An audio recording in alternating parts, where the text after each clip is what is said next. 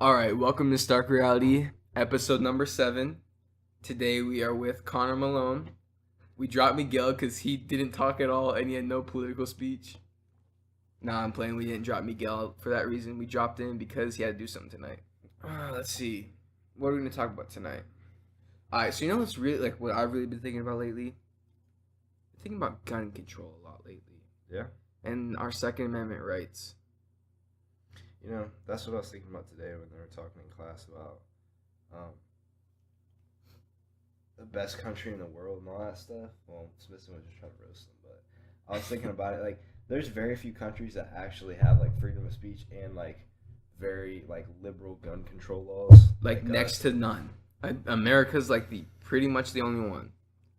Because countries claim they have freedom of speech. Like people are like, oh, well, Canada is better than the U.S. because they have better education, they have better this and that and this and that. But better healthcare? No, I don't think so. And I know people from Canada. Like I personally know people from Canada that need like operations and stuff. Like let's say they need stents in their heart or something like that, and they get put on a waiting list because they have universal healthcare, and they have to wait 4 months for a surgery that they need like today. Yes, yeah. And like that happens. People like with because when you have a healthcare system like Canada, where there's a pool of money that everyone pays taxes to, and then there's a board or like there's bureaucracies that sort of decide what's the best way to spend this wealth.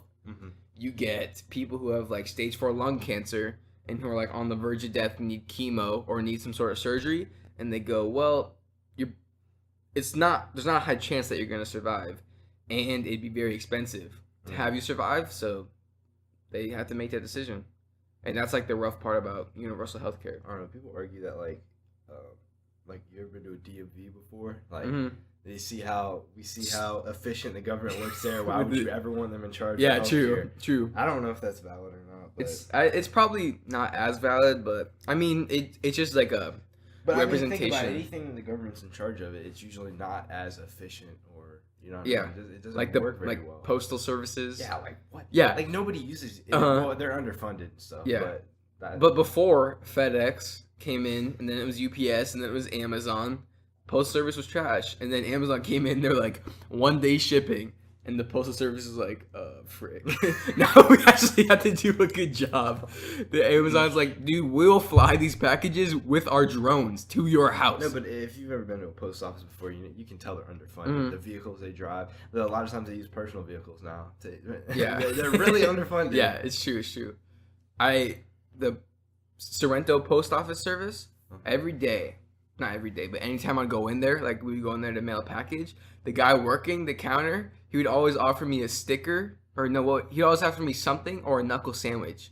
He's like, you want this sticker or you want a knuckle sandwich? And I really didn't get the joke when I was younger, but every time I was like, a sticker? I want a sticker? He's like, okay. I didn't even know what a knuckle sandwich was at the time, but man, he was gonna punch me. Yeah. But the other thing is, societies, especially in Europe or Canada, claim to have like free speech, but they really don't. You really can't say whatever you want in Canada. Well, I mean, they're probably not that bad. I wouldn't worry about it. But if you go to like South America, oh, we have free speech here in Argentina. Why don't you say whatever you want? And then you say whatever you want, and you end up face down in a river the next day. But you know what's an issue in Canada is comedians will make crazy jokes about transgender or gay people or like racial jokes, and then they'll get fined, and you can sue people because Canada has a human rights tribunal that'll like overlook your cases, and people get sued, and businesses get sued for not like who aren't willing to deal with like gay people or willing to deal with trans people. But we get sued here too. Yeah, we get sued here, but and usually they win too for refusing service. Yeah. No, for refusing to do something. Not like in America, you can't refuse to a gay person's like, hey, I want a cake. And you're like, okay. But if like a gay person says, I want a cake with 2 naked guys on it making out and they're all hot and sweaty, you can be like, that makes me uncomfortable. I'm not going to partake in that situation. But if you're like, I'm not going to make you a basic birthday cake because you're gay. Yeah, you can't do that in America. But or like if someone wants you to make a cake that had a crude joke on it, you can be like, I'm refusing service. And people can try to sue you, but they will fail. And they just You can't make an argument for it in the U.S., but in Canada you can, and in other places like Germany, in places like Switzerland, you can. Like people don't understand the true freedom that they get in America compared. What the heck already, dude? I got you. I had to finish this one off first. Oh my gosh, so wasteful. I got you. This What little. were we talking about? We were talking about gun laws at first, right? Yeah, Oh yeah, that strict gun legislation obviously doesn't work. Look at Chicago. true. That's enough said. 762 people dead in 2016. I have a. I'll show you this graph on gun control in Chicago. It's rough. I have a couple funny pictures. You know what my favorite picture is right now? I don't know why. This is super old, but remember this interview with Kodak and he's wearing a ski mask? Do you remember that? No. You don't remember that? We went onto the Breakfast Club with a ski mask. I don't know why I found it funny, so I have it saved on my phone. But I'll show you. No, I won't show you a picture. I don't want to find it. But it shows you when gun control was enacted, strict gun control on handguns in Chicago, and it shows you gun violence. And you have a wave of violence, gun control with handguns, and you have a sharp decrease in violence. And then after about like 2 years, it just goes right back up. I don't understand what argument is, like, okay, you enact, right, stricter gun legislation, and you expect people that are already violating the law to follow more laws. What a criminal is defined as not following the law. So what makes you think that they're gonna follow a new law? You know, that's not even a new argument. Thomas Jefferson literally said this. Like, our founding fathers expected this to happen. You ready for this quote? The laws that forbid the carry... Can I do the founding father voice? The laws... No, I can't do the founding father voice. The laws that forbid the carry of arms are laws of such a nature.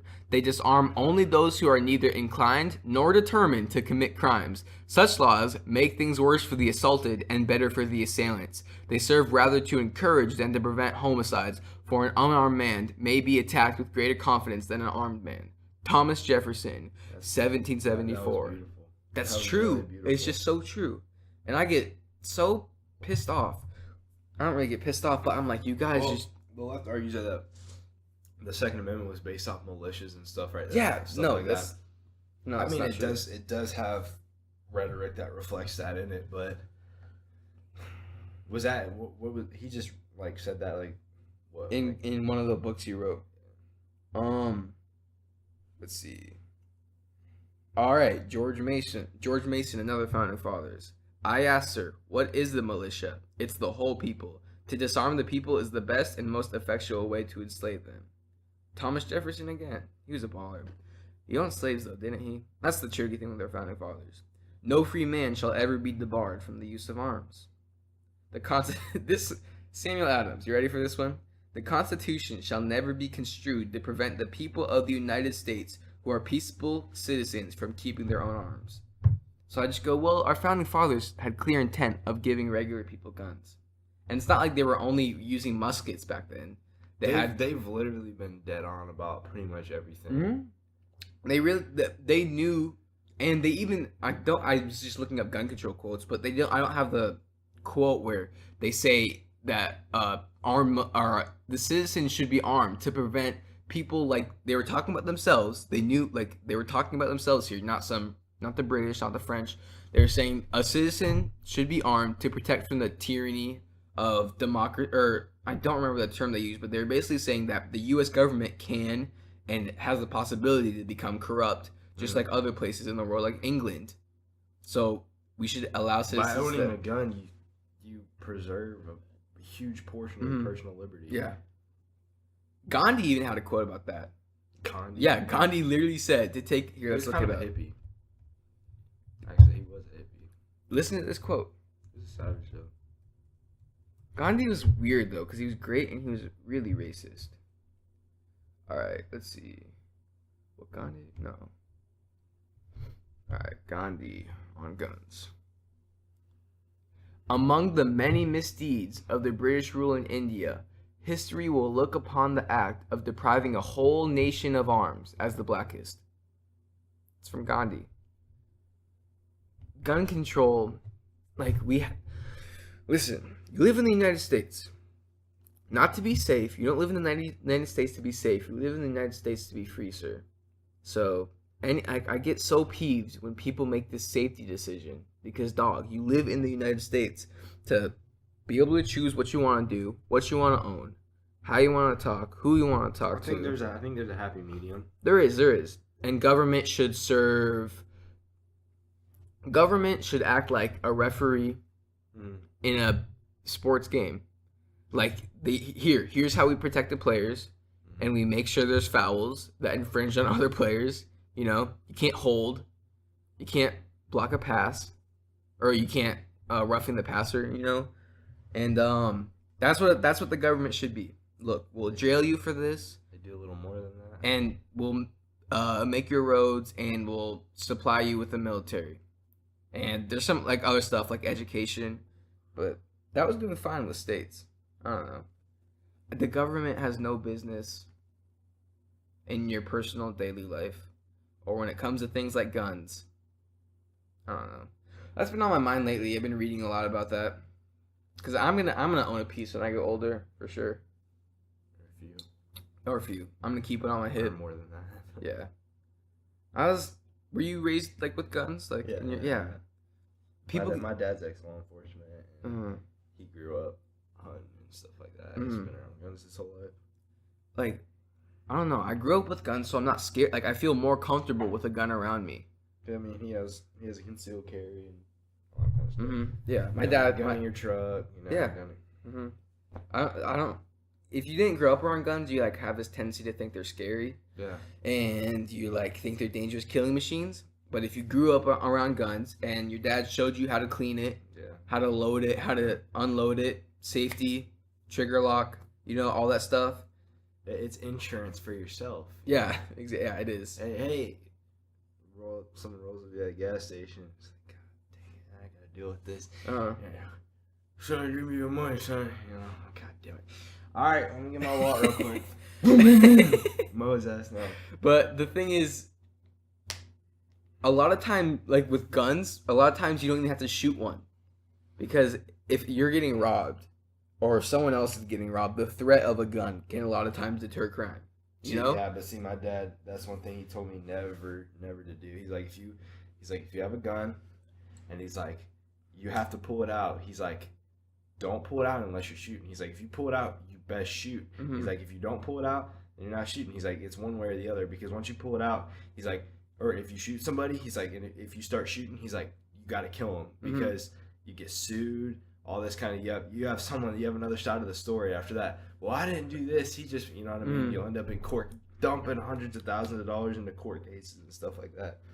He said, if you gotta do it, you gotta do it. You gotta get it done. But he's like, don't pull it out. And he's like, especially, he's like, this is why I don't want your mom having a gun, because someone be trying to rob her, and she back up,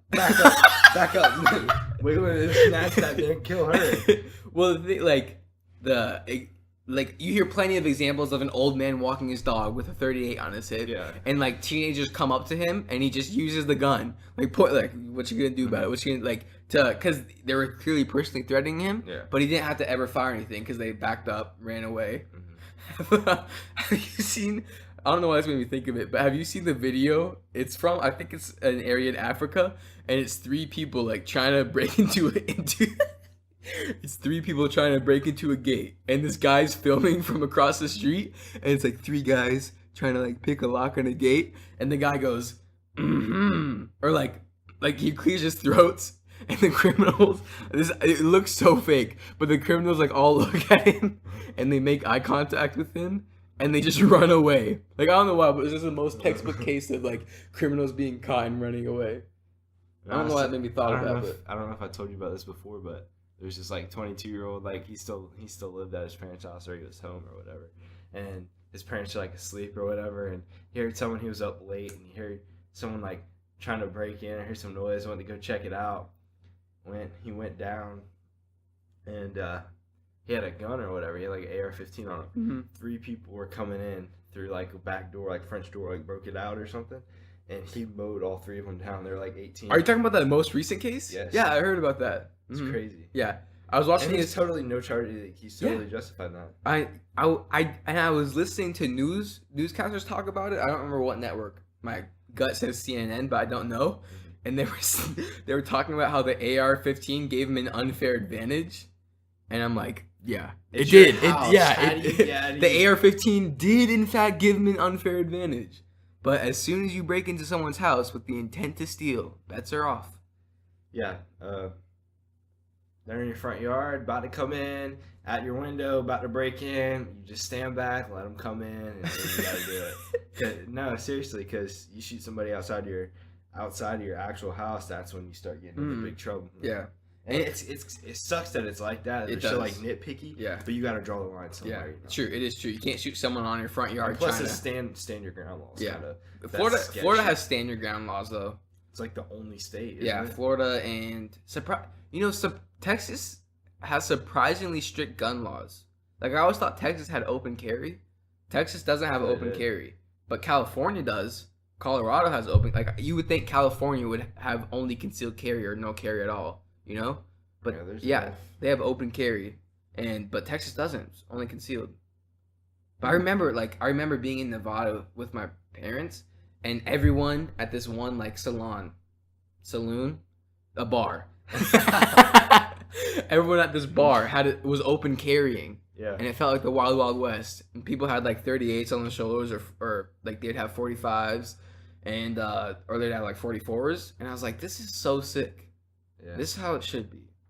But I don't know. I think it's more of a deterrent, not like the actual gun. Like whenever I think like, oh, if I wanted to go break into somebody's house, like immediately like that's just totally like stopped. Mm-hmm. Like if you ever had the urge, like I don't understand how you could ever do it, knowing that somebody's behind that door, possibly with a gun. Mm-hmm. Not that you have to see it, but just knowing. Yeah. Or you get in like a road rage thing and you go to pull over, and you're like, I want to whoop this guy, but I'm not trying to get shot right now. True. Like my buddy, his dad's good friend Tyler. His dad has a good friend that got in like a road rage thing. Some guy on a motorcycle, and they got into it. Guy like cut around him, did something. Well, they both ended up pulling over. The guy on the motorcycle was being a guy on a motorcycle. most guys on a motorcycle, but they pulled over and he got out and like they were like about to like whatever. Dude pulls out a knife right in his side. Really? 4 or 5 times. Yeah, dude's like about to bleed out. Gets in his car, chases the guy like all the way like by my neighborhood, like on the back roads, and the guy like spins out, takes his car, hits his motorcycle, runs his car up on that thing so he can't like get back on it.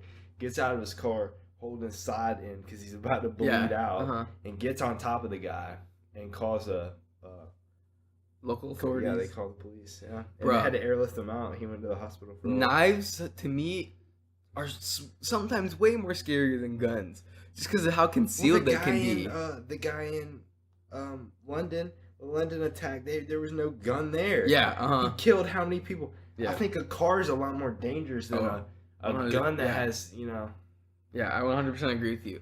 And knives, like, you can transfer them to different hands super quickly, and they're way more concealed than a gun can be, And it, like you said, stab 4 times, just like 1, 2, 3, 4, in the span of like 3 seconds. Well, I mean, guns are obviously more deadly, but knives are just.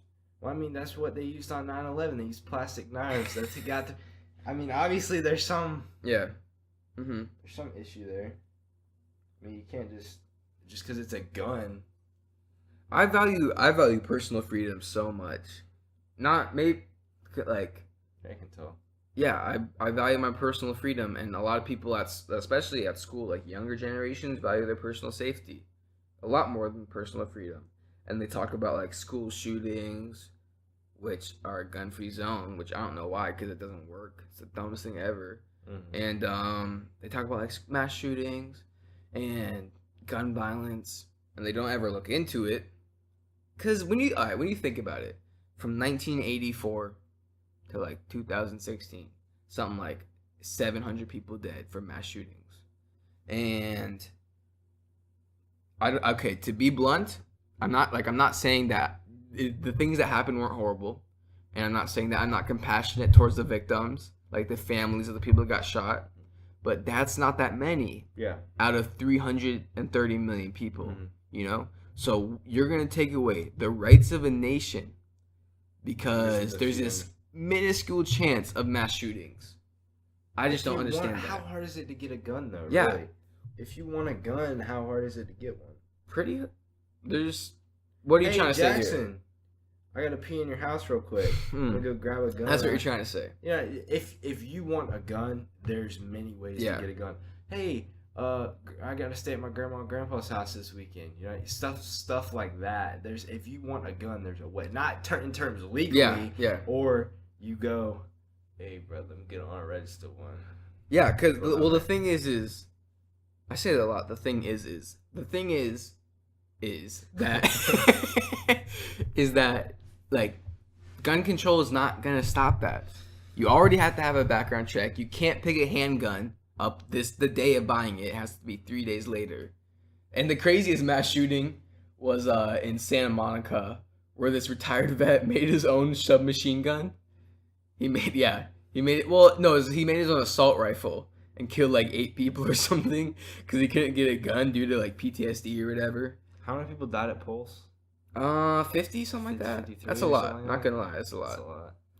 I mean, at least I don't know. Some of these guys, I feel like not. This is like totally screwed up thing to say, and like I shouldn't say it, but this is how I feel. If you go out in a mass shooting and you only kill 8 people, you suck. Or 2 or 3 or 4. Jesus Anything Christ, less dude. than a lot is you suck. Like Jesus. no, seriously. Like, I know what you're you're a saying. horrible person first, and then we know now that you're inefficient and can't even get the job done. You killed 6 people, especially people with like assault rifles. Yeah. I could go into a McDonald's and kill more people than that with a butter knife. Like, come on. I mean, I know what you're saying. That's definitely messed up to say. Oh, I know. Yeah, that's messed up. I agree with you, but I know what you're saying. It's not anything against the victims or anything. It's more against the people that Yeah. It just kind of throws them into a certain basket. But here, what people think, like you shot guns before, right? Mm-hmm. What people think shooting guns is like is you have this laser and you pull the trigger and it hits where you want it to. Yeah. Like and it automatically kills somebody. That it automatically hits and it automatically kills, and like from 30 yards away you can just point the gun. Yeah. But if someone isn't experienced and trained in shooting guns, like they're not going to be that accurate. So I feel like that's why. The only thing I ask for people that don't like guns and don't are pro strict gun laws and all that kind of stuff, why don't you go shoot a gun first? Yes. Yeah. Just touch one. Just look at one. Just watch. Just get some exposure to it so you understand more, and do some research about. You know what I mean? Like, do look up into actual statistics, because 80% of gun violence is from drug charges or like already felons who are out on jail or off jail and they got an unregistered gun, and it's pretty much always people in the hood who are victims of this crime and the committers. You know, It's not like people are coming to the suburbs and shooting up your houses, and most of the people against gun control are from the suburbs. But because I mean, strict gun laws, all they do is disarm people that are law-abiding citizens. People that don't abide the law, why are they going to follow stricter laws? It just doesn't make sense. Like Thomas Jefferson. If some of them do, even if half of them, it makes it too hard for them to get guns, and only half of them do. Well, the law-abiding citizens, they're not going to have any guns anymore. You know what I mean? So they're unarmed. They're an unarmed populace. Yeah, it's just pray. Like, I don't know. I don't understand it. And the thing is, I was gonna make a point, but I forgot what I was gonna say. Yeah, just put like claymores at your door and like those are illegal. Just go to a gun range with a friend who shoots guns. Learn how to load it. Learn how to unload it. Learn how to clean it.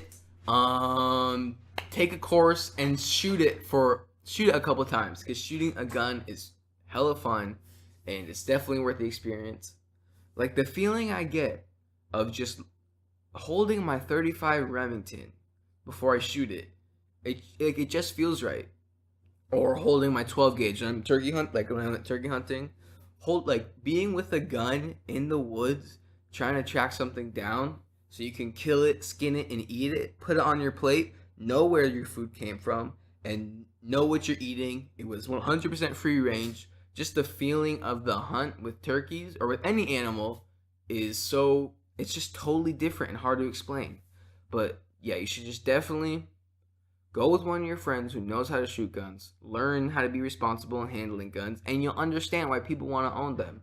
And you'll understand that it's not a death machine on a stick that kills people. Doesn't holding a gun, like at a shooting range or like shooting rifles, just like, you're like, yeah. It's like, yeah. That's what I was talking about. It just feels right. Like, it's not, I don't know. People just need to learn how to, like, people just need to take a class and learn how to clean, load, unload. What, you don't like my chairs? Dude, they're cool. I like them. When I said the first day, I was like, wow. I don't know. You want to fill me up? But then again, that's not really that's like saying you can't make you can't argue a point like that there's no racism in the United States because you're not black. It's like, well, you're not black, you can't say that. True. You haven't held a gun, so you can't say that. It's kind of the same. Yeah, it is. But we're not saying that you can't make a point if you've never shot a gun. We're saying you should go shoot a gun. Yeah, we're not saying you have to. Yeah. I'm just saying you know. Because shooting a gun is fun. Shooting a gun is so fun. At a range, like, I don't know, firing off some 45s. Or even 22s. Go shoot a 22. It's fun. Yeah, and it's like a BB gun, basically. No kick. You can just ba ba ba ba ba. Dude, my favorite gun ever to shoot was my brother when he was in the military. He received it in 1911. He sold it, which is like, what the heck, dude? Just such a beautiful gun that, like, the 1911 fits perfectly in my hand, and the trigger was so smooth. I don't know. This is kind of a weird topic, but I assume you probably came here want to talk about something. Were there any topics you want to talk about? You know, we should talk about what we were gonna talk about the night of with Miguel. Is we should talk about abortion. Like, how do you feel about abortion? I'm basically the same way you do. I have mixed opinions on it. I think that, I mean, I do understand the argument that it is a woman's body. I understand that and everything, but it's also half my DNA. Mm-hmm. It's also half mine. You know what I mean? And whenever that baby grows up, I'm gonna have to pay child support for 18 years. Mm-hmm. You know, and there's more repercussions. I feel like I can get screwed more than a girl can if she gets pregnant. Okay, you have to carry a baby for 9 months, but what about after that? Yeah, you know true. I mean? So what the point we made? We didn't say this, like, we weren't recording when I said that. But the point is, if you accidentally get a girl pregnant, okay, say she wants to kill the baby. One, what if you want to keep it? Again, it's half your DNA, and you're both being irresponsible. You should at least maybe be involved in that decision. Two, what if you don't want to keep it, and you're going to be forced to pay child support for 18 years? I understand the argument because it's like, okay, there's two people, and if you guys aren't completely equal in the decision, then it's one person's decision, basically. Which is weird. So, I mean, it kind of creates a because, like, bad, I don't know. I think most decent women would at least bring you into account. Yeah, maybe. True. Probably not, but I mean, nice at least you like to responsible people will be like, hey, how do you feel about this child? And then again, I mean, it is. I don't even think you should get to abortion. Mm-hmm. Honestly, I don't think abortion's really like, right. First trimester, okay. It's honestly, I don't really care that much. But me, like, something just tells me, like, that's not like that's almost a human, you know. That's a human. That is a human. Well, I mean, what is it? It's its own entity. Yeah, it's not completely somebody else, but it's gonna be. It's gonna. I know it's getting like it's there. not gonna grow up to be a pig. It's less than a year away from being a living, breathing. Yeah, and I just don't think. I mean, wait, you said third trimester? No, first is whatever. No, I thought you said third trimester. Second and third trimester. I feel like you're killing somebody. Yeah, that's what I thought you were talking about. But then again, I'm not completely one way or the other on that topic because I understand both arguments, and I don't really have a. But I get what you're saying with answer. Like, you have the option of birth control pills, then you have condoms, then you have even be there. Yeah, then you have Plan B. If you get there, then you have Plan B. We created Plan B, and I know. Yeah. And if you get into that situation, you shouldn't even be in an abortion in the first place. And if you get there and you're mad because you don't get to pick, well, buddy, you should have been smarter in the first place. Yeah, that is true. But I'm not saying we should make abortions illegal. But I'm never, because you have rape cases and stuff like that, and it's just a big. There's a lot of bad, but you know, I think abortion, like many issues to me, are clear because I divide it into personal liberty. Are you infringing on someone else's rights? No, then you're fine with what you're doing, right? But abortion, there's like three entities involved. You got the guy, you got the girl, and you got that thing growing up in your womb called a baby. Yeah. So that makes it so much harder to me to answer because I'm not just saying, I can't just say it's the girl's personal liberty because it's 50-50 DNA and the guy's gonna have to pay child support. Well, it's a woman's body. Well, I mean, yeah. Yeah. Not really. Mm-hmm. I mean, it's kind of its own thing. Yeah. You know? Mm-hmm. Yeah.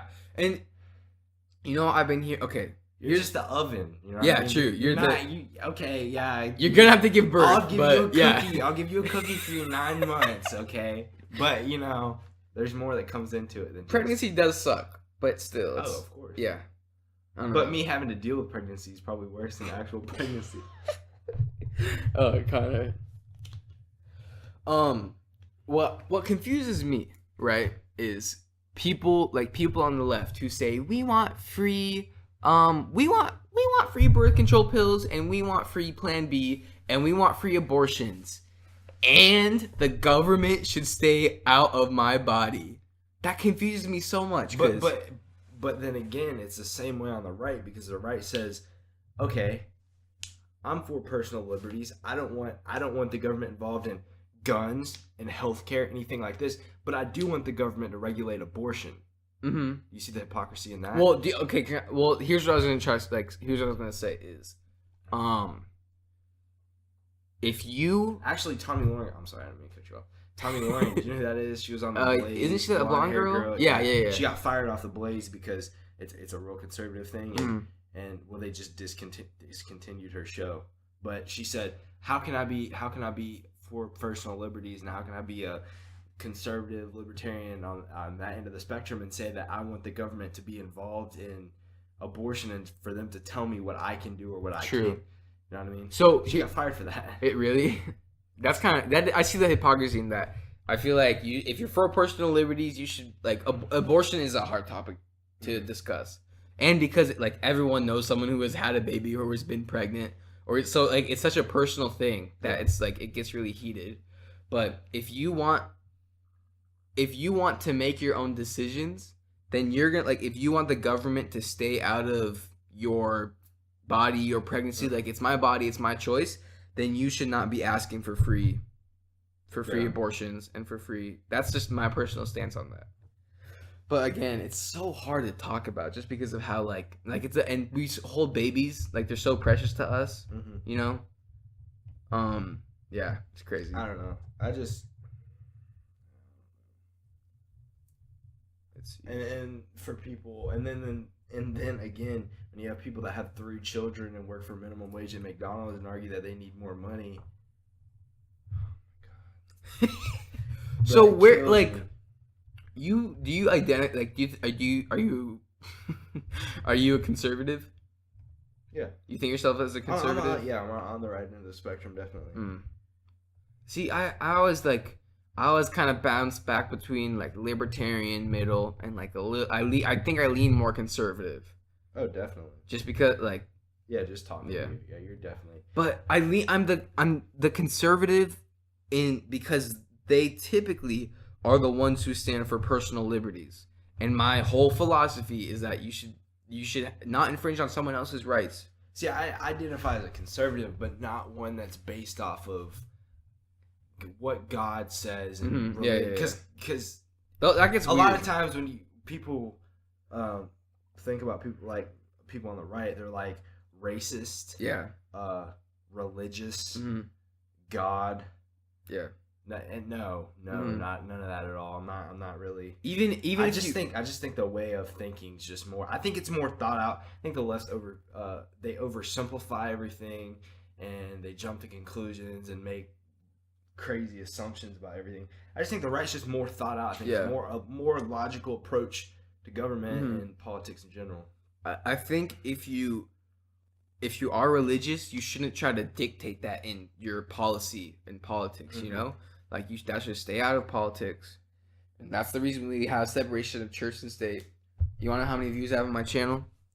Let's hear it. 47 views. That's pretty damn good. That is. That's not that bad. What if it's the same person that watches like 10 minutes? And Well, I always get one. I always have 100% one view, no doubt, from my mom.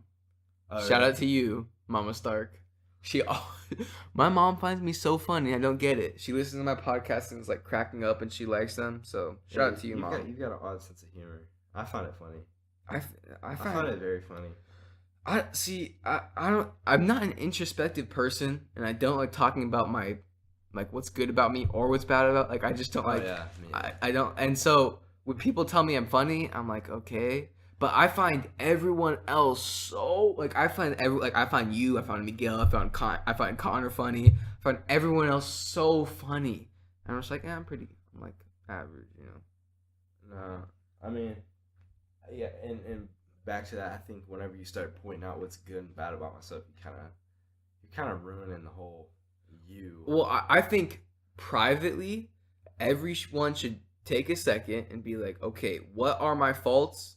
What are my strengths? Well, yeah, exactly. Yeah, but you shouldn't. But I think when you start like, oh, I think I'm I'm like, yeah, and they're almost always wrong. You're like, no, you're not. You're like total opposite. Yeah, you know? it's like someone's like, especially if it's a female. Someone's like, I think I'm just the funny one. Like I think I'm a really funny person. No, actually, you're very I'm like, annoying. yeah, you're annoying. You're so annoying, and your sense of humor is horrible, and no one laughs at your jokes. I don't know. Just don't. Yeah, I like. Especially when remember when you were. Did you ever have to write essays on like your strengths as a kid or like what you're good at? They would ask you like, "What are you good at?" And you have to be like, "No, fill honestly, my hardest time of the year is the first week of school." Dude, literally, I hated it. I hate it to the point where like I really don't like it. I know what you're talking about. It like stresses me out to a certain extent, and I just don't like it. It's Yeah. just something like I don't. You can make your judgments about me, and if you want to come tell me, I'll either validate that or tell you why I think you're wrong. Mm-hmm. But I don't want to tell you about my. That's just not. It's so weird to me. They're like, what do you like about yourself? What do you hate about yourself? What's your favorite music? What's one thing someone should know about you? I'm like, no.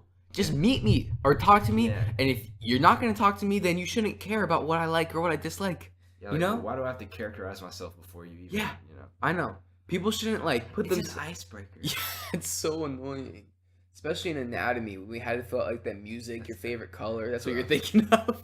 Yeah, I knew that's what you're thinking of, but stuff like that. It's so annoying. 2 truths and a lie. That's my least favorite game ever. I think you do better by avoiding that subject and just like creating like an authentic environment rather than like a pretentious like I'm a good singer. Yeah, it gets so like I feel like I get cringe. Like I just start cringing when people are like, "What's your favorite show?" And someone, I'm just using an example here. Someone in our class was like, "My favorite show is Bring It," and everyone's like, "What's that?" She's like, "It's a dance show, and I love to dance, and I think I'm a good dancer."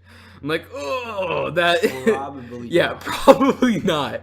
Or when I don't know. People just I see people who don't have an outlet to talk to people try to bring things up about themselves and try to vent publicly.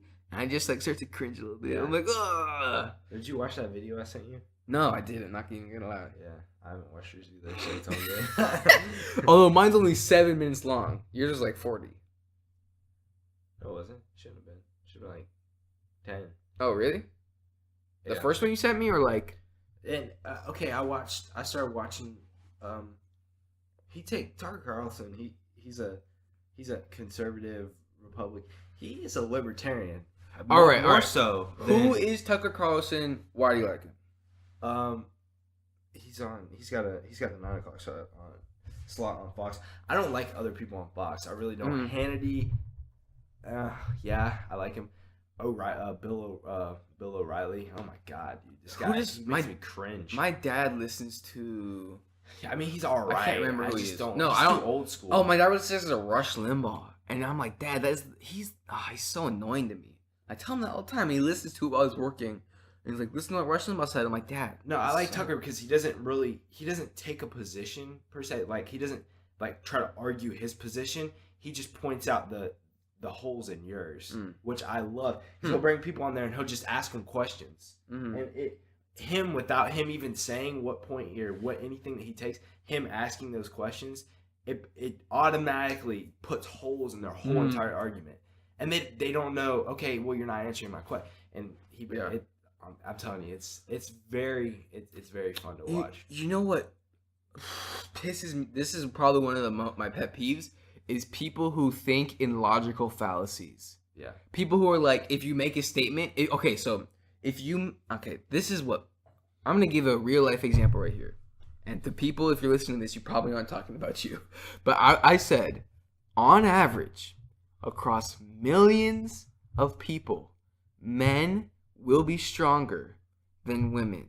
Okay? And some of our classmates were like, oh, so you think all men are stronger than all women? I'm like, were you just not listening? That's never the case. Were you just not listening? Okay, like, for you not to understand the difference between generalizations, being feminine and masculine, just the way we are built biologically. If you don't understand, would you rather a woman, generally a woman carrying you? You remember in Anatomy when we got into this and you had Nate and they were talking about in the service? Yeah. He said, boy, I ain't trying to have no woman pulling me up that hill when I'm shot. Nate was like, if I ever get shot in battle, and oh yeah, he's black. I'm using a black voice. He's like, if I ever get shot in battle, and I see a woman run at me, I'm gonna be like, oh no, just shoot me. He was like, you ain't saving me for nothing. And he was like, just shoot me. I don't know. I just think that like whenever and same thing with like race and stuff like that, and whenever you cannot point out differences in people, because we're not all the same. Yes, and, we're not. And being male and female, there's tons of differences there. And if you can't point out differences and say that generally these people are better at this and generally these people, what are you even doing? Yeah. You know what I mean? How is that offensive? Me saying, okay, like whatever. Generally, on average, this is just scientific truth. Black men have denser bones and more muscle mass. Yeah. But they also get sickle cell more. Like there's just differences between the races. There really is. The populations were isolated for years. Yeah. And years and years. You don't think there's gonna be differences? Okay, I don't know if you know who this is. His name's what's his name? Something Murray. Bill Murray. No, Bill Murray. It's well, I'll look it up. Look up The Bell Curve. It's a book he wrote. It has to do with this book, and it's basically. The whole book is like denounced as like a huge like racist thing, and like as I look into it, Charles Murray, yeah. And basically in the book, that had to do with the video I sent you. And basically in the book, he says that people from Eastern Asian descent usually have a little bit higher IQs than people from. I think his second was like Eastern European or something like that, and then after that he was like, let's put another one, and then like third or fourth. I think third was like what he was, or like white people, and then his fourth one was like African Americans, and he's like this huge racist guy. I mean, how is it not possible that these populations were isolated for all these years? That one may be a little bit smarter, a little bit better at this, or I mean, you have different gene pools. Yeah. You know what I mean? So if you have more, and if you have ancestors from this region of the world. You may represent these characteristics more so than these other people, and there's nothing wrong with that. You can tell me I'm from the dumbest part of the world, and I'll be like, okay, that's straight with me. Or the people from this part of the world, you have the least muscle mass of this part of the world. Yeah. You're the most genetically prone to cancer. It's fine. I'm happy. You know what I mean? It doesn't hurt my feelings at all. And then this too. Back to women and men. If women and men that should be equal across the line. How many times a woman have to hit me? I know. How many times a woman have to hit me for? He said 11 usually. That's average. 11. I think it's 12. Face, 12, face, everywhere. Yeah. How many times you have to hit before you hit her back? Yeah. One. But you do that. Yeah, I know. One and done. It's over after that. Show. Oh. And same thing with the service too. Hey, whenever World War III starts over here, because that Russian warship blows them up, and we get drafted right now or next year or whatever. I want all these girls coming with me too. All the ones that argue that. Okay, we equal this, equal that, equal. If your hair is dyed turquoise, you're coming with us. Yeah. But okay. My transgender surgery scheduled for next year. Your damn surgery. You're coming with us. The thing is, that even applies to the genders, because for women and men on average, if you look at like the bell curve for men and the bell curve for women, you'll see that our average is lower in IQ. Our average is lower IQ than women. and we have the dumbest of the dumb, like basically living rocks of people, and we have way higher, like our worst are worse than women, and our best are better than women. You saw and Gavin women say that? I don't. He said something like something to the effect of we have a wide spectrum. We have really, really smart people and really, really dumb people. He's like, you just have like a tiny bit of smart people, a tiny bit of dumb people, and just a huge. He's like a huge. I don't think that was from average people. McInnes. I don't remember. I saw it like yesterday. But that's true. Like our IQ levels, but women on average are smarter with like or have a higher IQ. I mean, and they do better in school. Like women do better than school since like the 1960s. I don't think there's any. It shouldn't mean anything. I don't think there should be anything based off of it. I don't think there's really marginal differences between any group of people. Yeah. There's probably not marginal difference. It doesn't, you know what I mean? We're all human. And you shouldn't take generalizations personally. Yeah. It's a generalization for a reason. Yeah. Like I'm not saying you are weaker. Well, I'm okay. If you're I can beat up anyone at school. But I'm playing. Yeah. But if I say women are weaker than men, maybe you are stronger than me. Doubt it, but maybe you are stronger than me. I'm sure there's many women stronger. 4 at Eustis High School, but like I can't beat up Ronda Rousey, for example. Ronda Rousey will beat me up, and so you shouldn't take these generalizations personally. Yeah, it's crazy. A generalization. That's Yeah. all it is. Mm-hmm. Based off of like white people get sickle cell less. Asians are doing the best when it comes to sickle cell. They don't get like at all. What was your quote about white people? If you're a white person, you get sickle cell, you screwed up. Remember when you said that in anatomy?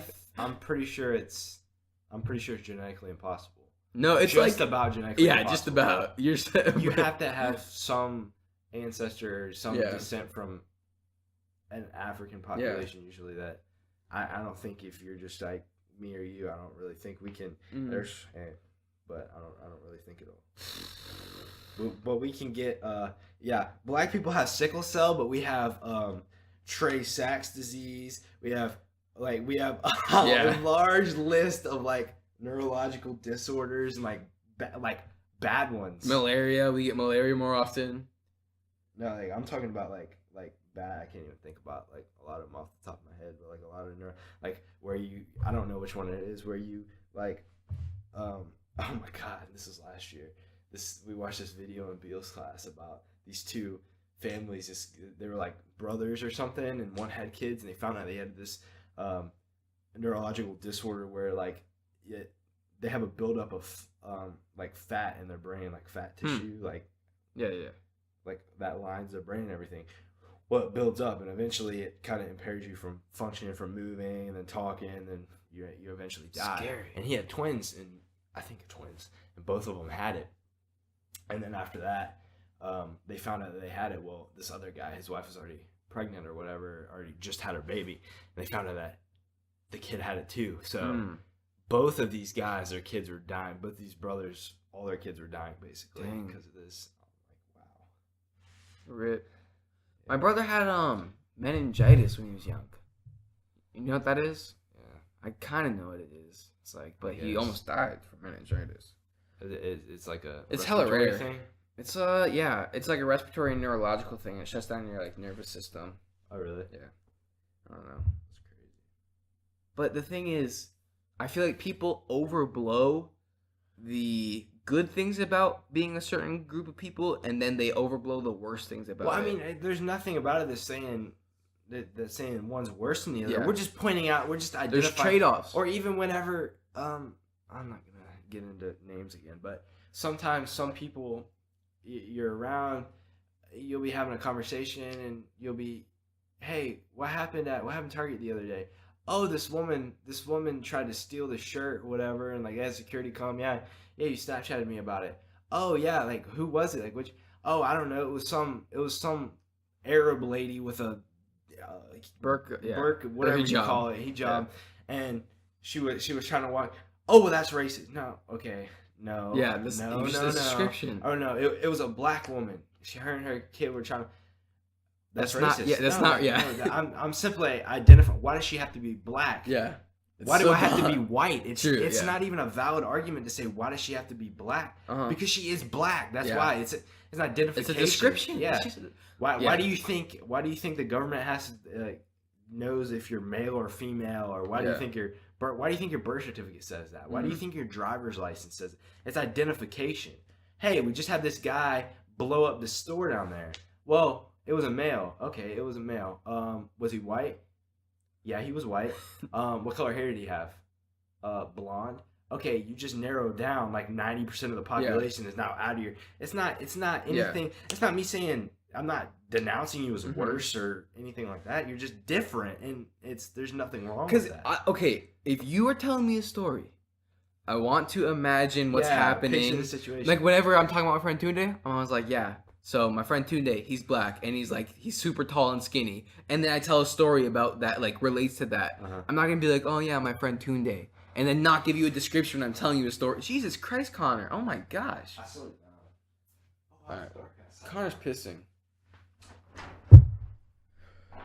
Dude, we're just gonna chill here.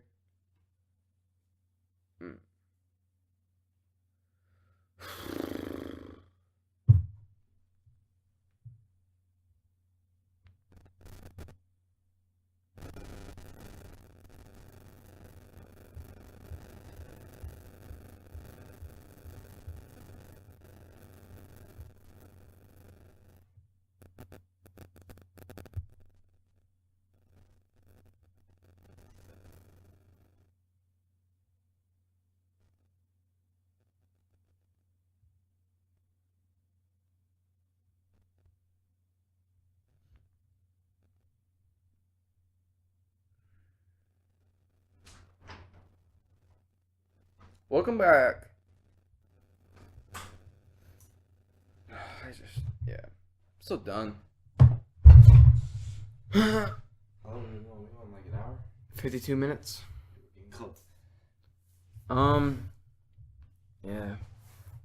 So we're just different, and so like there's trade-offs to being a guy and to being a girl. Like in a lot of it's better for girls in some areas and it's better for guys in some areas. Like we're more likely to be victims of murders and homicides, and we're 97% of workplace deaths.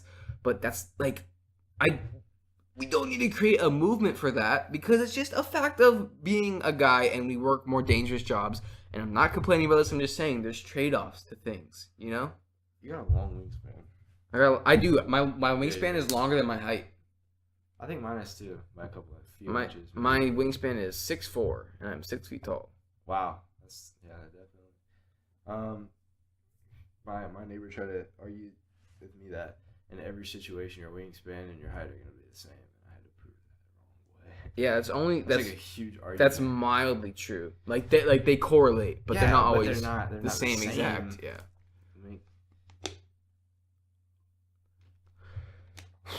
Other issues, because I feel like we agree politically the same most of the time. Just about everything. Yeah. I think there's more. The way I think about things, I think there's more hypocrisy in my argument. Why? Because I think that like a big military is good, and that's more conservative though. And is. Like government intervention to a certain extent isn't always bad. Like what? You would totally argue against that. Like for what? Like militarily? Yeah, but okay. I know we're gonna get to this anyway, but the chemical attack. Oh yeah, it's World War III. That's what we responded to. This is the World War III podcast. I highly doubt that will ever get to that. But I mean, if anybody would, it would definitely be Trump. He actually has some balls. I'm not gonna lie. I don't know, bruh. Putin is such a savage though. I know. But I think like I joked about World War III today, and if it does happen, it'd be crazy. But I think the U.S. and Russia both understand that we're not going to use nukes because we know it'll end the world. Like I think that's kind of an understood. Every country's on board that nuclear war is going to. And that's why we don't worry about Russia. Yeah. We worry about them because they're a superpower like us and they have the ability to do a lot of damage. Not as much as us. I don't think we're ever worried about them really winning per se. But I think they're definitely somebody that keep your eye on. And it's always been that way. But your real worries are Iran. Not Iran, Syria, bad. North Korea. Yeah, North Korea is the huge one, and that's what I wanted to get to about this, about the missiles. launched, I think Trump met with the what does China have? Some ambassador. It was a diplomatic meeting that was going on Was today, it with right? the ambassador? I don't know. And it I was don't know going what... on today, and it's supposed to send a message that the Obama administration for the past 8 years was scared. Well, not scared per se, but they didn't want to intervene and stuff like that. They tried to stay out of military and stuff like that. Okay, but North Korea is, I don't know how far they are into their nuclear program, but they are making progress, and they're doing better than anybody ever thinks they would have. Why do we treat North Korea like a joke? Like people, like we joke about North Korea, but it's a authoritarian. Because they don't have the ability to do anything right now, so it's kind of like, you know.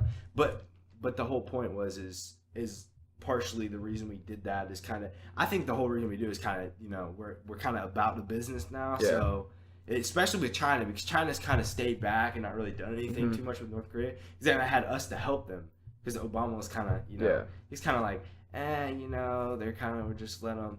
Now Trump's like, no, we're gonna take care of it. And Taiwan. I think Taiwan is a country that is gonna maybe it's South Korea. There's a bunch of those Asian countries over there that want to get rid of. Dude, South Korea definitely wants to get rid of North Korea. No, just our leader in general. Oh yeah, because North Korea, the people aren't deal bad with it. Yeah. Well, the people live in a oppressed regime. They're in an oppressive regime. No, they live in a propaganda. Yeah. That they don't get. Don't quote me on this, but I don't think they get like information from like anywhere else. They like, don't. They have a TV channel, like 2 TV channels, and they're all run by the government. Yeah. God, that's such a dangerous thing. Yeah. You know, sometimes I think about this. You know, you have issues with fake news and everything. Like, how, you know what I mean? How bad would it be for like Trump to do like his own like little like, you know how he has like a YouTube or whatever now? I wouldn't mind that. But then you look at that and you're like, what could this actually turn into? It could turn into propaganda, but I don't want that. I don't want that either. But I don't want fake news either. Do you know what scares me though? Huh. With YouTube, have you heard about this new controversy right now? About how they're getting demonetized. Demonetized. So Wall Street Journal published. We can go back. Let's talk about North Korea. We'll talk about this after we get done with North Korea. So we treat North Korea like a joke when okay, you know what Korea is? Korea is a great example of what communism versus capitalism can do.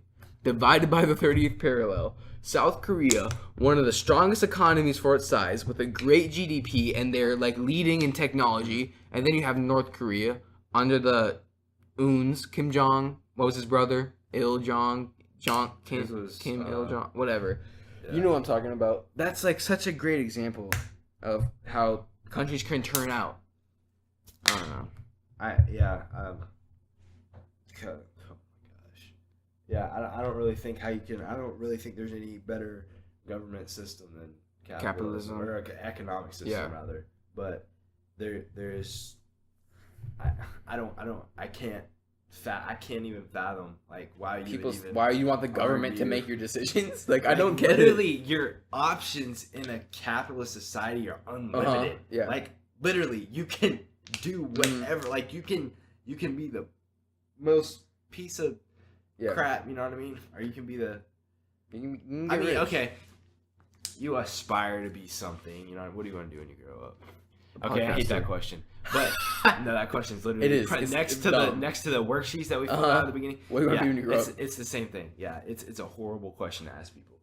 And oh my gosh, what were we talking about? Capitalism and capitalism. Okay, you want to be an engineer at NASA. And I want to work at a convenience store. And we get paid the same amount of money. You know, how does that even... Yeah. So oh my God, sounds great for equality, right? We all live in the same gray-colored houses with 3 bedrooms and 2 baths, and we all have 2 children and 1 dog and 1 cat, and that's it. And we all drive the same red car. Everybody has the same one, yes. That's a little bit of a straw man of socialism, but I still think socialism is retarded. No, that's communism. Capitalism. That is communism. Yeah. But capitalism it allows for human nature. Yeah. Because my friend Luke, he is such a relaxed dude, and he's not aspiring to be rich, and he's so happy and he loves life. Yeah. Capitalism allows that. Capitalism also allows those people who are impulsive and want to take risks and are trying to get rich. It's human nature. Some people just don't just are lazy and they don't want to work. And if you don't work, you don't eat in capitalism. Yeah, you know that's what's better than that. Yeah, exactly. You know, don't work, you don't eat. How can you have more of a productive society than, hey, that's what my dad used to tell me. Well, I was talking to him last night. I was like, if your brother texted you right now and wanted 100 grand, would you give it to him? He's like, definitely. No. Definitely. Uh-huh. Him and his brothers, both of he has a younger one and an older one, and they're all like the same person basically. Like they're all like they're not like perfect or anything, but they all were like raised like the same, and they're all like, there's not one that's usually everybody has like a sibling that's one's a little bit more like off the deep end. Like, no, they're literally the same people, and they're the most grounded. Like if I ever need like a question like answered that has to do with like anything big, my dad always has like a well thought out like logical answer, and all his brothers are like that, and they're all alike in that way, and they're like good people, Well, I like to think. Yeah. Hopefully, I haven't been around his whole life, maybe, but and they're all like that. So he's like, yeah, definitely. Like he's like, I'm not gonna let my brother starve. Like, what is that? What is that even? But that's separate, and we were talking about that. I don't even know what I was talking about again. What was I getting back to? Your dad giving his brother $100,000. Okay, what were you talking about before that? Capitalism, socialism. Oh yeah, he said, and I said, you know what? He's like, I was like, I would probably starve before I'd ask any of you guys for money. Like when I get older, like if I was in a bad situation. He's like, don't get me wrong. He's like, I almost did. Like I damn near starved, like on multiple occasions, like in my 20s because I mean he paid for his entire college by himself, okay, and he moved to Florida with $400, and from there he, you know what I mean? Yeah. So he literally came here with you had nothing. Yeah, you can take that risk in capitalism. And he says so much is learned from that. He's like, it changes your whole perspective on the world, and he's like, it just gives you a whole nother, you know what I mean? Parents need to raise their children to learn how to be independent and learn how to make well thought out risk decisions, And I used to hate when I my childhood, I'd get so mad at my parents, but now I look back and I'm like, thank God they did I don't know. My dad his dad died when he was young, and he grew up with a single mom, like with 10 kids. So his way of showing love and like appreciation is pretty distant.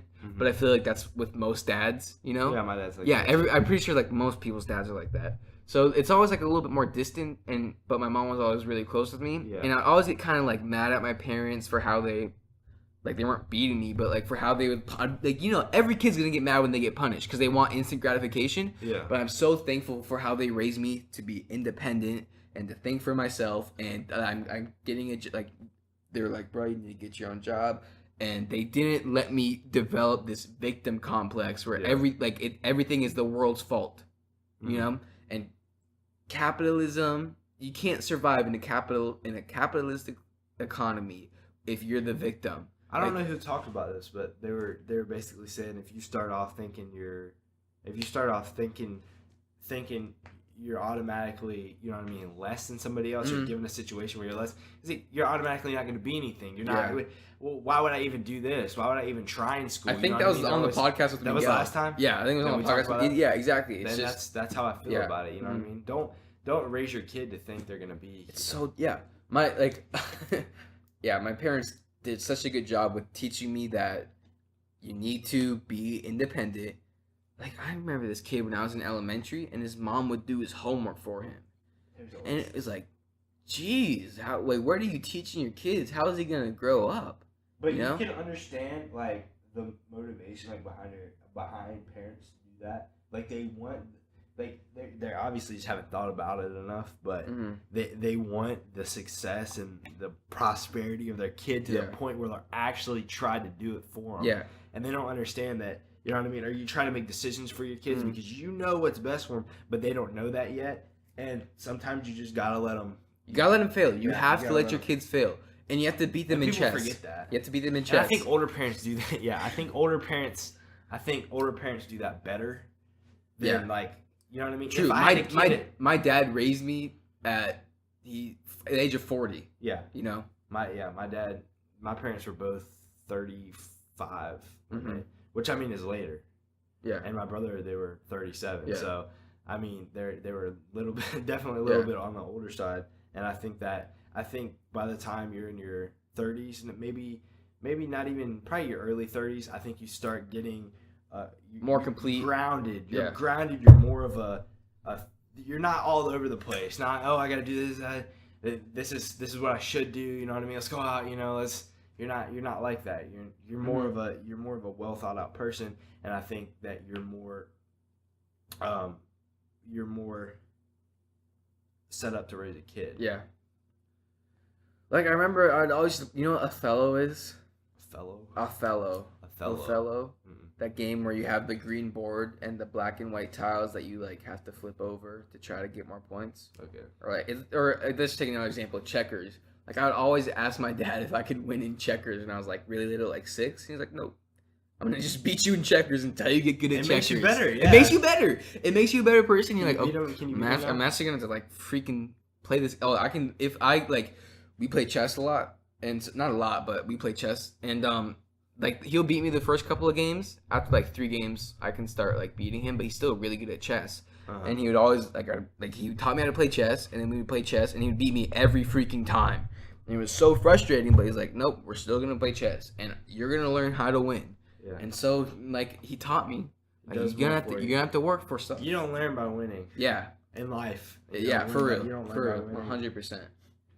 And he made me like stick with program. Like when I was in Boy Scouts, Yeah. he made me get to a certain level, even though I hated it. He's like, "Okay, you told me you wanted to do this, so you're gonna have to do this. You're gonna have to finish this year up." I remember when I was real young, baseball.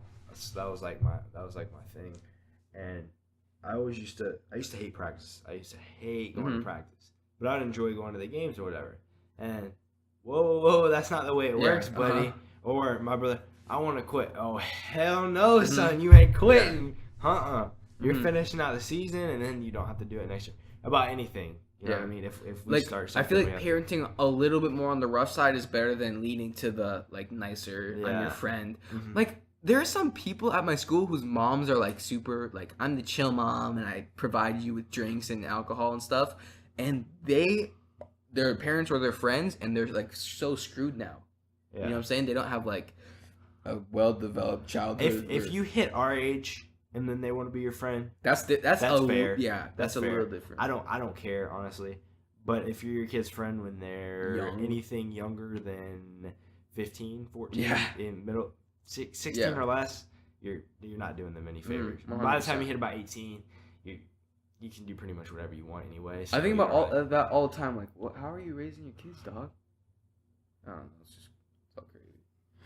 But then again, you think like as you start thinking about it, like you're literally but whether you think you're an independent thinker, an independent person or not, you are like your parents. Yeah, true. You are literally a mix between this one and this one put together, and then you're your own person to a certain extent. Yeah. And you put your own twist on it, but you literally are both your parents. Yeah. Like you've lived with them for 18 years. You ever hang out with a certain person for you go to the house time? And you're like, well. Yeah. You ever hang out with a certain person for an extended amount of time, and you start like talking like them, or you start doing stuff like them, and then you think, wow, I've been with my parents every day for 18 years. Like, yeah, I think I'm going to be a little bit like them. Yeah. And, like, it gives you, like, what food you like and how you, like, do your morning routine and stuff like that. But I have a lot of different political thoughts than my parents. Yeah. And I've actually changed. Like, my mom and my dad's, like, they've sort of become more left-leaning now. Like, my mom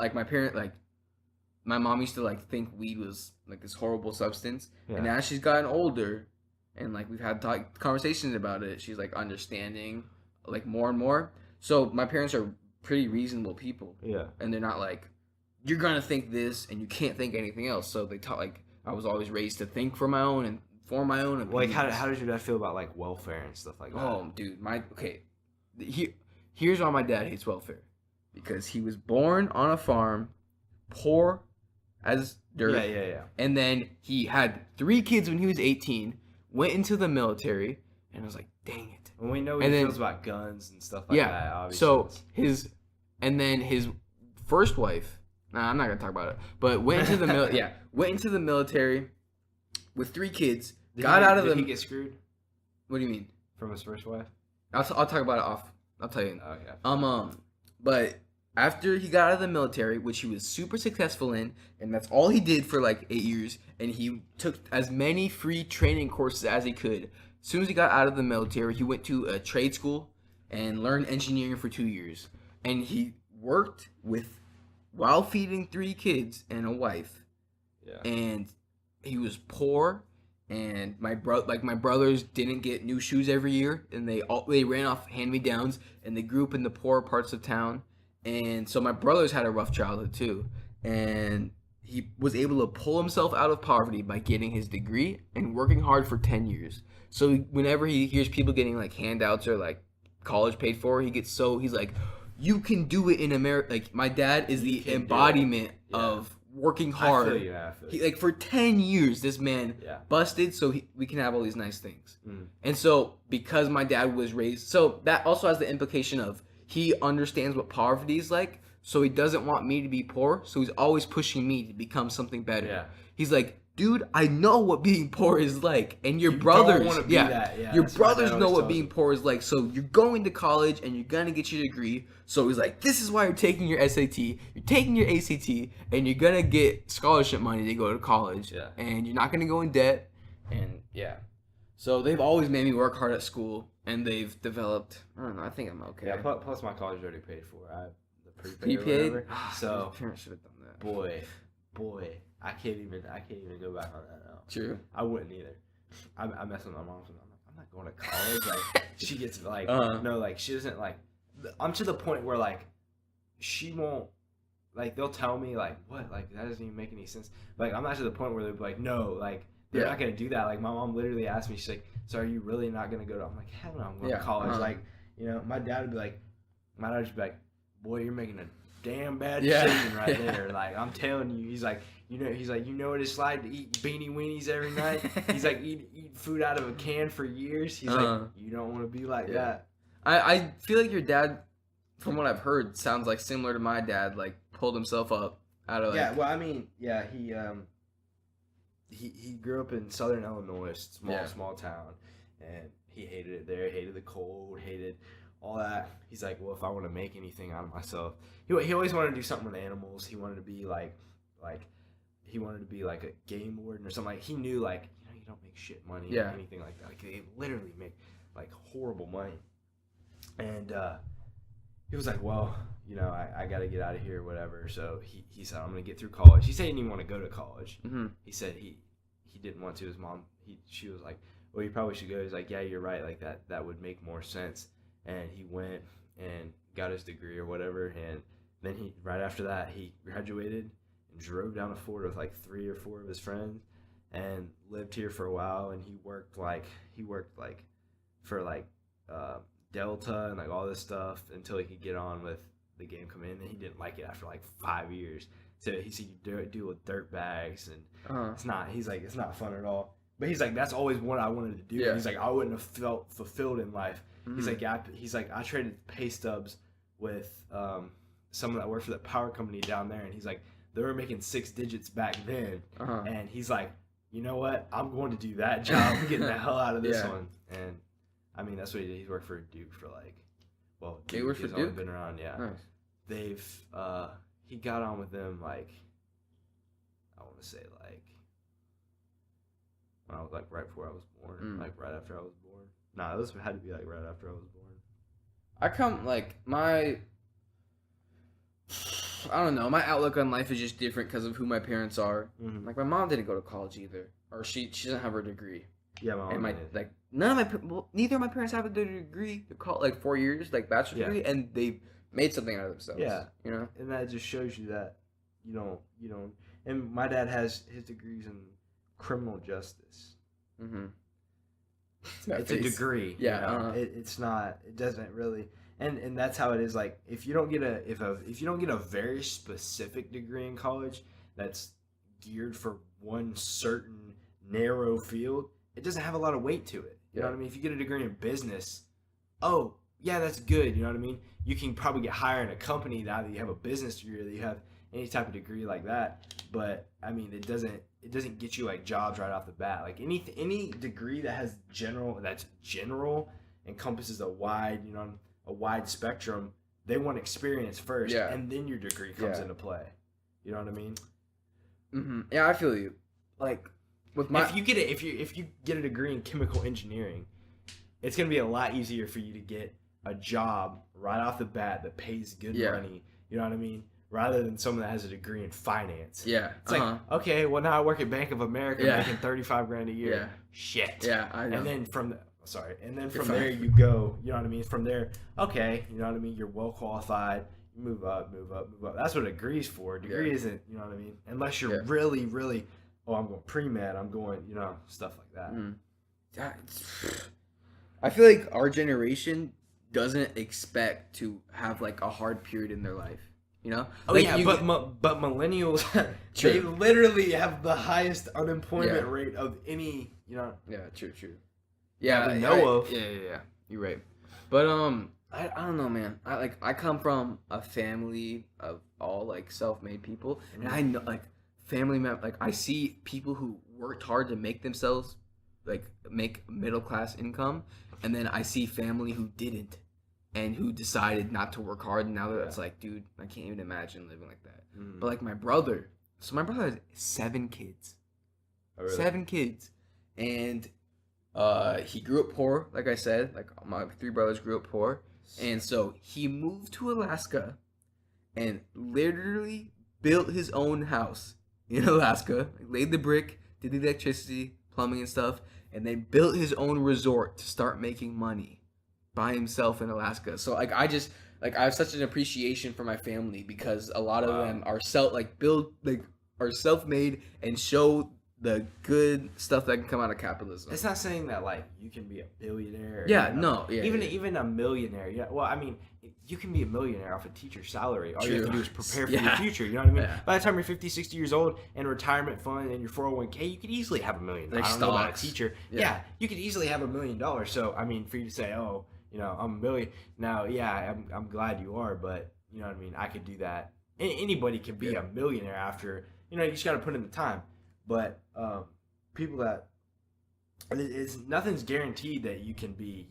Nothing's guaranteed that you'll make $1 million a year, anything close like that. But it's guaranteed that you can be upper middle class if you want to get there. If you live in America for 70 years, 80 years.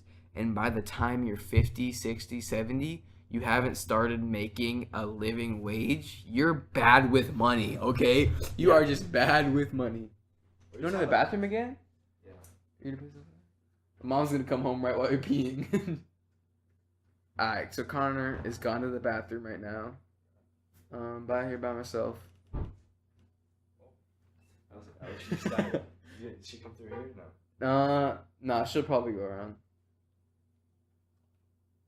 You have to meet my dad sometime.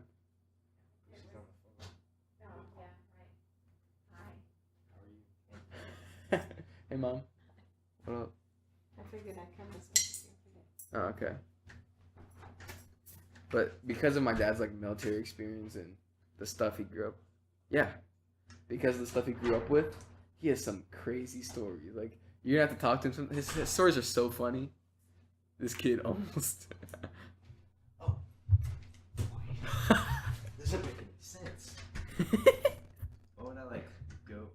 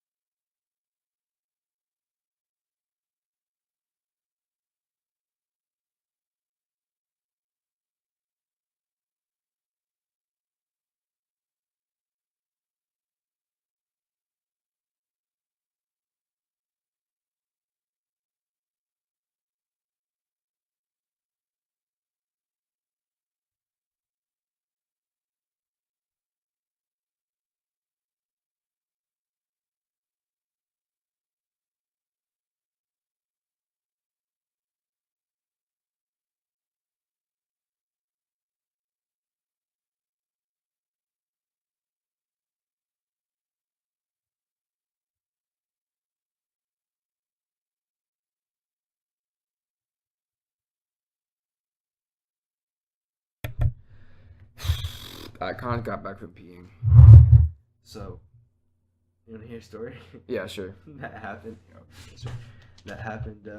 Well, Fill me up. my grandmother, she has AFib. What's that?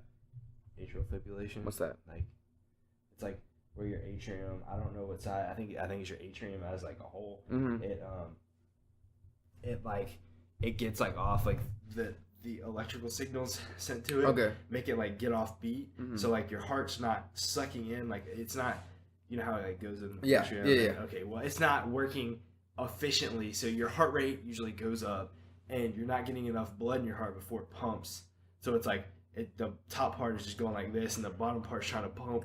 So you're just, it's not, I mean, a lot of people, I don't know how many people have it a year or get diagnosed with it a year, but it's a big number. It's a common thing. Yeah. But once it gets to a certain point and she's 74, 75, they're, you know what I mean? They're like, okay, we need to do something because by the time you're like 80, you can't really go into surgery, like anything big like that. So she had to get that surgery 2 days ago. Mm-hmm. But that's why I didn't go to school yesterday. Oh, okay. Is because the day before she had her surgery on Wednesday, right? And hey, you know, everything was fine. It was like 6-hour surgery, and like they go in through an artery or a vein in your groin, and they go up, and they literally laser parts of your atrium to kill it. Mm-hmm. The parts that are like going Pumping crazy, weird. like screwing it up. Yeah. They literally kill those parts off. What? I don't know exactly what it is. It's something similar Yeah. to that, but that's what they did with her. Well, okay, I got a phone call from my mom. I was like, her dad's dead. He's been dead for a while. He was a G though. I wish he was still here. Uh-huh. But her husband, he lives in Sumter County. He owns like 2,000 acres, like farm boy, like redneck. Like he's not really like a redneck, but he's like God, this guy. Like if you met him, he's literally like the most stubborn, like just. It's crazy. He's a funny guy. Well, he got in a car crash, rolled his truck 5 times with no seatbelt on. Dude's almost 80 years old. What the heck? Gets out and walks off. That is savage. And both of his dogs were in it. And okay, nigga rolled his truck 5 times. And guess what he was pissed off about? Huh? He had $1,000 in a clip in his pocket right here, and it flew out. What a savage! Biggest savage. Who keeps $1,000 just? He was on going to their... buy something. Oh, okay. Like as he was on the way, like some car, like he was in. I think he was like in the left lane, and then a car in the right lane. Like they were stopping real fast, and there was like a car with a trailer, and like they hit the car in front of them, and threw it into his lane, and he hit that, and then he like rolled. Jesus, I'm like, how can you be 80 years old? And, oh my God, he's a savage. Some people are just oxes. They're real life oxes. Yeah. Like my dad grew up farming in like middle of nowhere, Minnesota. So he grew up next to this bison rancher. So he would wrestle bison, like baby bison. I at my grandma's funeral a while back, I shook this man's hand. His hands, he's just a brick wall, and his hands were so big and so strong. It was just like some people are just never stop working, and they do back-breaking labor even in their old age, and they're just human ox. It's crazy, dude. I want to be like that when I get older, but I'm not gonna be. I'm gonna be like a cranky old guy. Oh yeah, me too, definitely. I'm a prick. Is that a bad word? No, I don't think it is. I've heard my parents. I'm a prick. No, like I'm not a prick now. Like, Yeah. I'm very like I can be. Yeah. But usually I'm pretty like understanding. Okay, this is where the difference comes in. On the individual level, I'm very nice. I'm not really nice. I'm kind of an asshole. But that's just me. Like that's just my personality. I'm not really like I don't really feel that way. That's just the way I am. That's just the way I come off. But like I don't mind helping people. Like I don't mind. I'm pretty real about stuff though. But I'm not gonna be like a, you know what I mean? I'm not gonna be a mean person or anything. But I can imagine when I get older, I'm very impatient. Yeah. That's one thing. I do not like waiting for anything. And I think that's the biggest thing when you get older. Whenever you're kind of a prick, when you get older, it's usually because you're impatient and stuff like that. Yeah. You're impatient, but you have too much time on your hands. It's just not a thing that works too well. Because it's like you're at a doctor's office and it takes too long, and you're like, and you start complaining and crap like that, and it's like, well, where else does that guy have to be? Probably nowhere. Yeah. But it's you know what I mean? It's just a real. And I think a lot of people are like, I think the people like the happy-go-lucky people are like the only ones that are like when they get older, like it's so you know what I mean? Yeah. They And really shake I'm things really off. not like. Yeah. True. Any other thing? Any political discussion you want to talk about? What did we? Do we not talk about something? I don't know. Okay, so last podcast we talked about race, like we talked about Black Lives Matter a little bit. We talked about people like just social justice warriors in general, virtue signaling. We talked about this. We talked about gun control, abortion. What are we at now? 1:30. Wow, we're doing numbers, right? I might split this in two. Be like Stuck Reality episode 1, Stuck Reality episode, or Stuck Reality episode 7, 7 part 2. How's your gym life going? It's going good, but you never come. You don't have it. You work out at Planet Fitness, something like that? Anytime Fitness. You always say Planet Fitness. No, you work out at Planet Fitness. I'm offended. You have a Planet Fitness card on your keychain. But it's not activated. Not true. Oh, here's something I want to know how you feel about. How you feel about like transgender, like what's going on right now? I think it's hilarious. I'm just playing. I heard Gavin say that, and I was dying. He's like, "Why can't we laugh at transgenders? They're freaking hilarious." He's like, "Have you seen one?" I'm like, "Oh my god." Gosh. No, I think there's issues that lie, like legal issues that lie in that. You know what I mean? Like I said, okay, you get tried for a felony, you're charged, you get a year in prison. I'm a self-identified transgender. I want to go to an all-women's prison. You know what I mean? Oh, weird. Or I didn't think about that. Think about stuff like that. Or there's certain the government has certain bailout, or not a bailout, but in the tax code you can take they won't try that. I don't know how much money it is, but if you're a woman that owns a small business or stuff like that, they don't have to pay as much money. There's a lot of women-based things in the tax code and stuff like that. Well, if I'm a self-identified woman, you know what I mean? I'm a woman, but I wasn't born a woman. Weird. I didn't think about the legal side of this. You run into a lot of issues like that. What I thought about was like sports. You know? Oh, that's a huge issue. Like too. MMA or our society discriminates based off of not in a bad way. Yeah, but you have less testosterone. Yeah, you'll get your And there's too many things in society.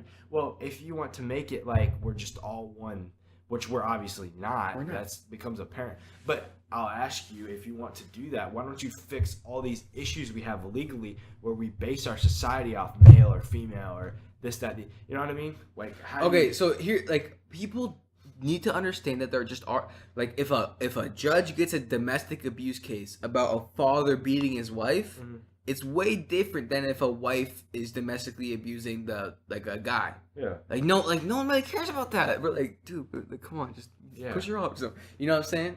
Or like, does it creep you out when a senior guy is dating a freshman girl? I don't really care. Oh, to me, I'm like, that's kind of predatory, dude. Like, it just makes me feel uncomfortable. I don't know. Nah, I don't really care. Same thing with like teachers that be screwing kids and stuff. I think it's wrong, but I'm like. But okay, here's the thing. Okay. I know where you're going with this. You have a 35-year-old dude that screws a 15-year-old girl. That's creepy. God, he's going to hell. He's a horrible person. That's creepy. You have a 35-year-old woman screw a 15-year-old boy. It's like he's just a horny little dude. That 15-year-old boy knows what he's doing. Okay. It's illegal, and I'm not saying it's right, but it's a different scenario. Okay, yeah, I still think the 15-year-old having sex with a 35-year-old should be legal, but it's a different story between a guy and a girl. And I think most people would agree with that. Yeah. If you don't agree with that, you're too social justice-y. Yeah. You need to stop. Oh, no, it's the same thing. Well, it's not. It's not. Yeah. But okay, so here's like, women are just I saw Gavin got on Fox. Oh my god, I can't believe I started watching that guy. He told this woman, he's like, yeah, you'd be much happier with a family at home. He's like, can you imagine? Come home to mommy every night. He's like, it's crazy. He's like, look at you, you're miserable. And she got triggered like hardcore. She's like, Sean, you're not going to defend me. She got so triggered. But, all right.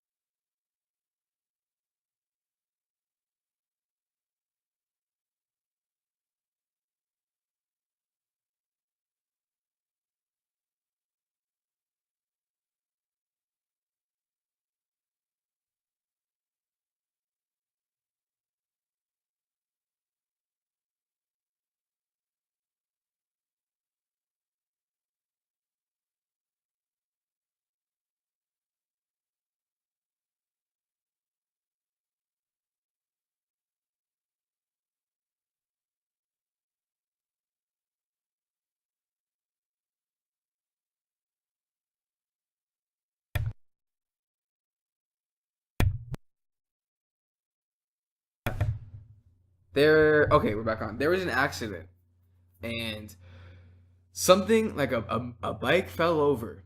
Okay, and so it was a group of guys watching. A guy backed into a bike fell over. A group of guys were watching.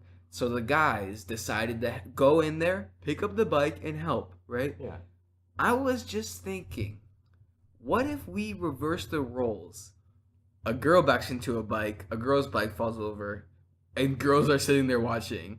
Like, I think there's just going to be a different response. Yeah. There's going to be a little bit more of a flustered, like, what did I just do? What did I just do response, you know? They're not going to be like, oh, let's just fix the situation, you know? You know, I don't know. Maybe that's sexist, but there's just some differences, man. You leave, like, you get out of your vehicle like right when you get to school, right? Yeah. You're lucky because you should have to see some of the stuff I see every day. Like what? It scares the hell out of me. Like what? Bad drivers. Like, really? Literally, I'm afraid. Some people back, like, up, like, back to where my truck is. Because I guess they want to back it too. And people have hitches that are this long on their, on their thing. And they get like this far into my truck. And I'm just like, yo, you're going to give me a heart attack, dude. I just some horrible parkers where I don't even know how you can be that bad at parking. Yeah. I don't know. It's rough. It's crazy. And then some people, and then you have the people that want to pull into a parking spot at 30 miles an hour. Yeah. And it's so dumb. Oh, dude, I watched this kid do a burnout in the rain at a parking lot and almost hit someone. What color vehicle? White? Yeah. I'm like, if you do a burnout, you're being dumb, and you hit my car, I'll be so pissed off at you because you were doing something. Okay, for one, we're gonna police report. You're lucky if I don't beat the hell out of you. Yeah. I'm not gonna assault someone, but I will be. No, I would want to, but it's not worth it. Yeah, that's battery, boy. Here's my thing about like gender as a whole. Want to be male? Fine with that. Female? Fine with that. You want to be trans, like male to female, female to male. You want me to call you he or she? I probably will if I know you and I respect you as a human being. As soon as you start saying, I want to be called they or some other weird pronoun, I'm not going to call you that pronoun. And if you, I don't think I'm ever going to run into this, but I think I might, like on college campuses, if you change your genders throughout the day, you're like, today I'm a girl, today I'm the boy. I'm just not going to respect that. Like, I'm not going to, like, I will accept your decision to be gender fluid. Yeah, gender, that's what it's called. It doesn't make any sense. Yeah, I know. And it's like, let's say you're girl to guy and you want to be why does it have to be, literally I was watching this. They were talking about how literally the LGBT community, literally what they do is they throw out terms where society cannot keep up with it fast enough. So like before we can be like whoa, like you don't make any sense, they throw out more terms, so we're like always behind. Like, we're always like I'm like, if you want to be trans, I'm again, personal liberty, you're not infringing on my rights. I don't. That's right. But there are truly some. But you can't lie. There's issues you run into whenever you start doing that. Mm-hmm.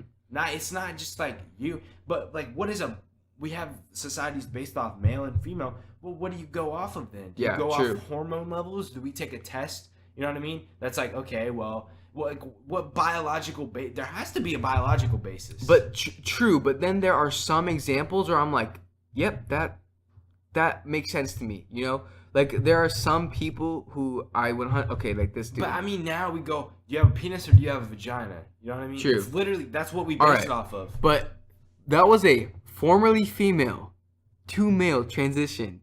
Tell me that ain't a guy, Like, there are some, like, that used to be a girl. You can see.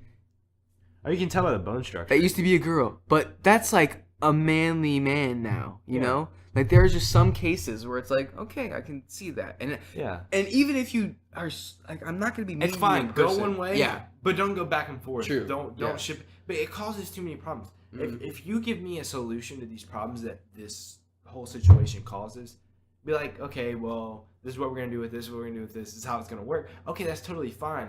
But, like, I don't want, people, like, identifying as a woman one day just so they can get a tax break. Yeah. No. And guess what? And then same thing with this too, that I said all women's prisons before. But how about all women or all male school? You know what I mean? Wow, bro, dude, have you heard that? To be the only male in a school of a bunch of girls. Have you heard that story that Joe Rogan talks about all the time, where the girl was a student at an all-female school, right? She was trying to run as president of the inclusive, like, diversity program. It's literally happened. So she's trying to run for president as this inclusive, and so, but she was trans, female to male at this all-girls college, right? Okay. So she wins the election and then transitions to female to male. And so the other people of the inclusive program at the school said, you are now a male, so you are part of the patriarchy, which means you are part of the problem. Because they're like fighting, in quote, the patriarchy. And so they kicked her out of the diversity program because she became a white male. I don't know. That's just so crazy. It's like, well, she's not, she hasn't been a guy her whole life. So she's not part of the patriarchy. And the patriarchy is the thing. I don't know. It's so crazy. There's no, like, same thing that kind of, like, resembles, like, stuff like that. Like, it resembles, like, abortion and stuff like that. There's no fine line anywhere. Where do you draw the line on the same? Yeah. You're gonna have to draw a line somewhere. Yeah. We're gonna have to have something. You know what I mean? There's gonna have to be something. But you know what I mean? We did Trump. I'm pretty sure he defunded Planned Parenthood. Really? Like a bunch of money. Because I mean, they do the most abortions in the United States. You know what I mean?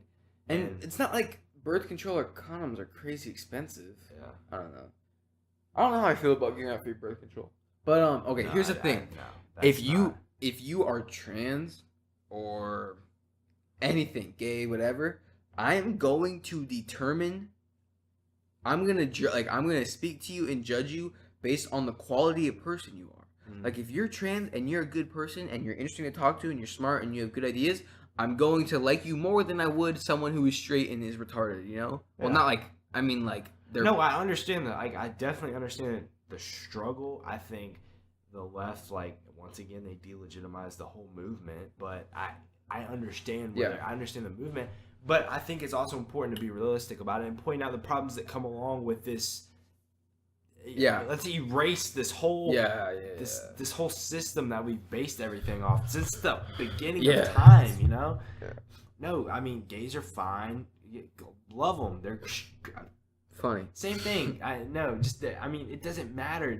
Really, there's nothing. There's nothing wrong with it. But just you gotta acknowledge the fact that you run into problems. If there's trans kids at our school. Yeah. But you know what I've noticed, by the way, is like after our class, there's way more trans people. You know, there's like 4 or 5 in sophomore class, and like I don't know how many in ours, a couple. But if you if you're a trans person, I don't know, I'm not friends with any trans people, but if I were to meet you and you were intelligent and you could hold a conversation well, what? I should. Yeah, I should.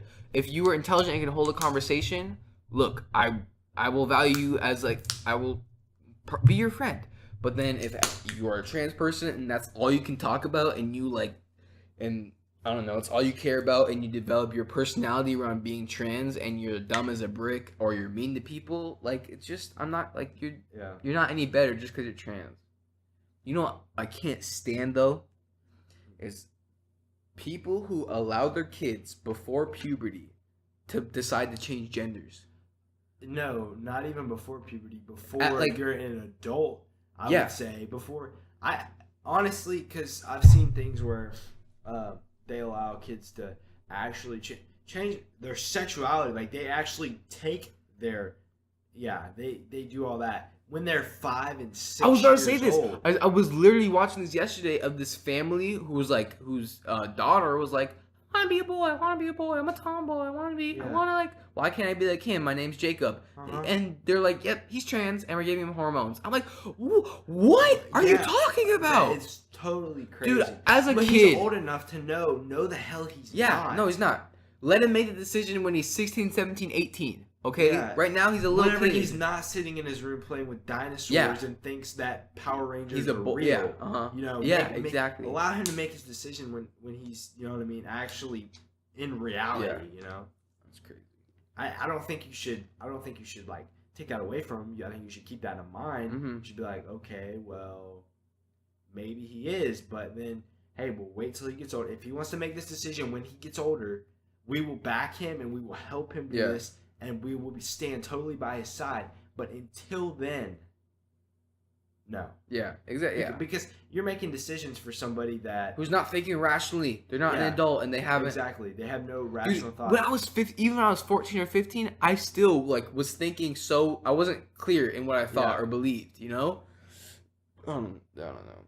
All right, we should probably wrap this thing up. We're at hour 42. Probably split this. I'm gonna start splitting them after an hour into part 2. Yeah. You know, make it more digestible. What's the last thing? What? So, if World War III starts, I guess I'll never be on here again. True. This could be our last podcast. Could be. Could be nuked. Yeah, or we could die from I could get in a car crash tomorrow morning and die, and World War III never happens. They're not fun. A car crash? Oh yeah, you have been 60 miles an hour. Yeah, they're not fun. It's kind of like an out of control. Here's the absurdity of life, right?